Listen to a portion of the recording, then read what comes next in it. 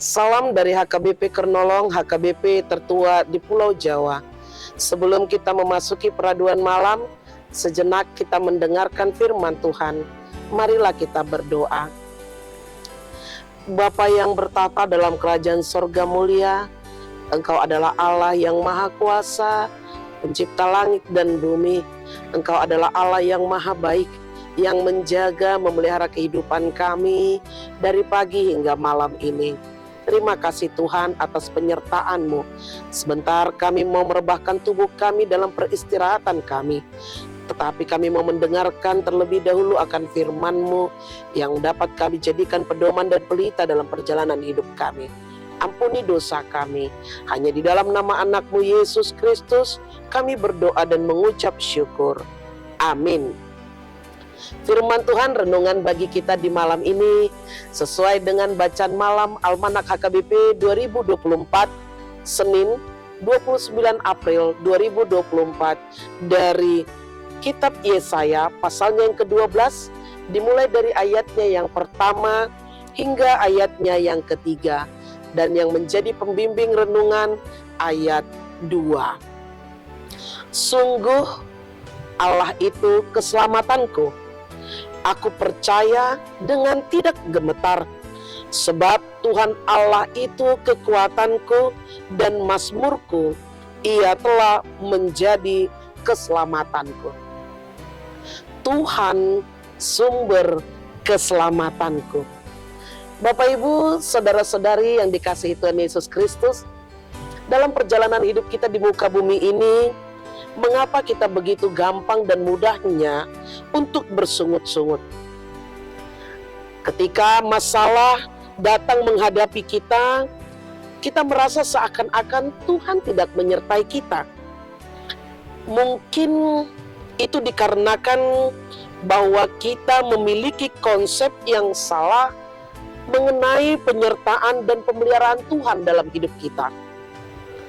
Bacaan kita pada malam hari ini membantu kita untuk bagaimana memahami konsep yang benar tentang penyertaan dan pemeliharaan Tuhan dalam hidup kita. Disertai Tuhan bukan berarti kita tidak memiliki pergumulan hidup. Dipilih Tuhan bukan berarti kita tidak mempunyai permasalahan hidup. Namun yang pasti adalah ketika nafas ini masih berhembus, selama itu pula lah silih berganti akan menghiasi kehidupan kita. Bapak Ibu yang dikasihi Tuhan Yesus Kristus, dalam nats ini Allah begitu murka, marah kepada bangsa Israel. Itulah yang membuat umat Israel mengalami krisis air minum melanda bangsa itu. Di padang gurun, krisis seperti itu dengan cepat berubah menjadi sesuatu yang kritis. Mari kita bayangkan keletihan dan dehidrasi yang mereka alami karena tidak adanya air, terutama bagi wanita dan anak-anak. Mengalami dehidrasi, mengalami keletihan. Mungkin 3 hari kita tidak makan, itu tidak menjadi masalah. Tetapi apabila ketika 3 hari kita tidak minum, maka kita akan mengalami dehidrasi. Tetapi di saat yang krisis itu, bangsa Israel menjadi kritis. Justru pada saat seperti itu, mereka mulai belajar mengandalkan Tuhan. Ternyata sungut-sungut tidak menolong untuk menyelesaikan masalah. Sungut-sungut tidak membantu untuk menghadapi atau mencari solusi dalam setiap masalah. Bahkan sungut-sungut mampu semakin menimbulkan murka Tuhan.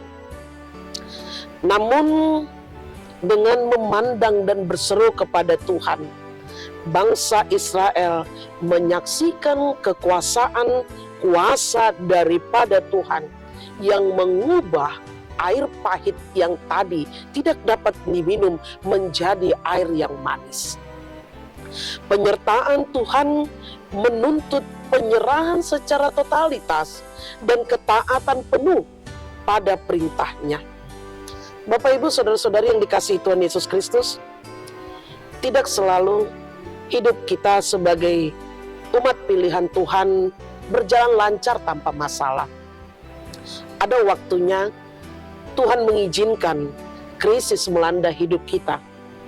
Ada waktunya Tuhan mengizinkan permasalahan, pergumulan, sukacita, duka cita melanda kehidupan kita. Namun Yesaya ingin mengajarkan, jangan pernah mencoba untuk menyelesaikan setiap persoalan hidup kita tanpa mengikut sertakan Tuhan. Jangan pernah mencoba menyelesaikan setiap permasalahan kita dengan mengandalkan pikiran kita, hebat dan kuat kita, apa yang kita miliki, jabatan atau pangkat yang ada pada kita, tanpa mengikut sertakan Tuhan. Karena harus kita sadari, apa yang ada pada kita saat ini, kepintaran kita, kehebatan kita, kedudukan kita, jabatan kita, kekayaan kita, itu semuanya hanya titipan daripada Tuhan. Karena itu, bagaimana kita mengikut sertakan Tuhan dalam setiap permasalahan kehidupan kita. Jangan pernah meninggalkan Dia. Dan ingat, tidak ada negosiasi, kompromi dengan yang namanya dosa. Bagaikan orang tua, yang benar adalah ketika orang tua menegur anaknya pada saat melakukan kesalahan. Ketika orang tua menyapa anaknya, bahkan menghukum anaknya pada saat melakukan kesalahan. Apakah itu wujud kebencian? Tidak. Itu adalah bagian daripada cinta kasih orang tua kepada anak. Tinggal bagaimana setelah kita memberitahu, mengingatkan, dan menasehati untuk merangkul kembali di dalam sukacita. Demikian juga dengan Tuhan Yesus. Murka Tuhan bukan menjadi kebencian dalam hidup kita. Ketika Tuhan marah, bukan menjadi kehancuran bagi hidup kita. Tetapi belas kasih-Nya mengajarkan kepada kita bahwa Dia adalah Allah yang penuh kasih.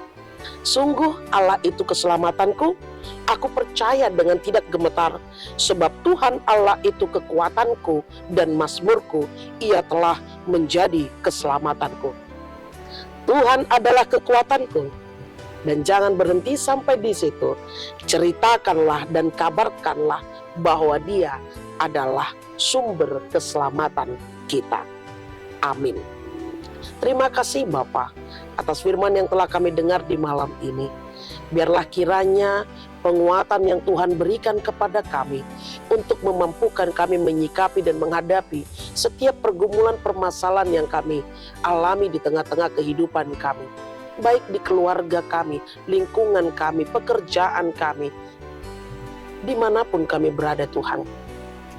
Biarlah Roh Kudus-Mu mengingatkan kami, Engkaulah Tuhan sumber keselamatan kami. Tidak ada Allah selain daripada Engkau, karena Engkaulah Allah yang Maha Kuasa. Terima kasih Bapa, karena Engkau telah mengingatkan kami di malam ini. Sebentar kami mau beristirahat, merebahkan tubuh kami. Berkati dan lindungi kami. Kuatkan kami dalam menjalani segala sakit penyakit kami, segala persoalan hidup kami, ekonomi kami, keluarga kami, lingkungan kami. Hanya ke dalam tangan-Mu kami menyerahkannya. Ampuni dosa kami. Hanya di dalam nama anak-Mu Yesus Kristus kami berdoa dan mengucap syukur. Amin. Anugerah dari Tuhan kita Yesus Kristus, kasih setia Allah Bapa dan persekutuan Roh Kudus menyertai engkau. Amin.